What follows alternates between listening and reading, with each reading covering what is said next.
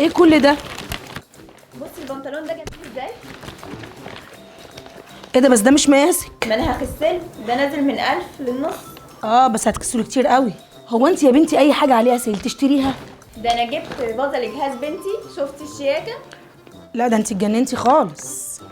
التخفيضات ابتدت في كل المحلات وعمالين تسالوني نعمل ايه يا قروبه وازاي نحدد اولوياتنا في الشراء، والتخفيضات دي حلوه وهتنفعنا ولا بيضحكوا علينا؟ اول حاجه المحلات مش بتضحك على حد، في حاجات بيعملوا عليها تخفيضات 50% وفي حاجات تانية بيعملوا عليها تخفيضات 30% و20%، وانتي بقى بتختاري وتشتري اللي يناسبك. وكل المحلات بتعمل تخفيضات لبس، جزم، شنط، وكمان جهاز العرايس ومفارش واجهزه كهربائيه ومنزليه وعروض وحاجات كتير بنحتاجها في البيت.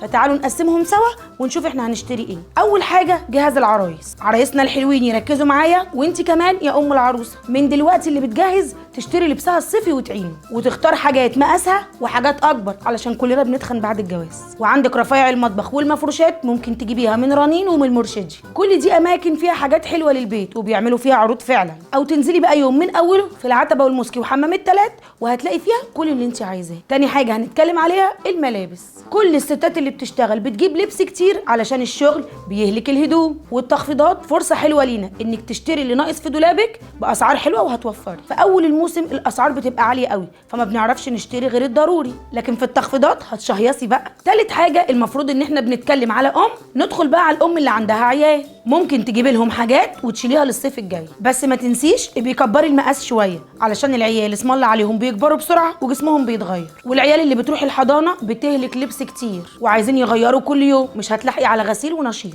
فده وقت مناسب وحلو قوي انك تلقطي لهم كام قطعه كده حلوين. وخلي بالك كل ما هتكبري المقاس كل ما هتوفري، اوعي تنسي. نيجي بقى على الستات الحوامل، لقطي شويه حاجات للبيبي في الخصومات دي هتنفعك حتى لو حاجات بسيطه، وما تكتريش علشان النونو بيكبر بسرعه من الشهر التاني، العيال بتكبر وبتتغير، اشتري بس بالمعقول مش كتير.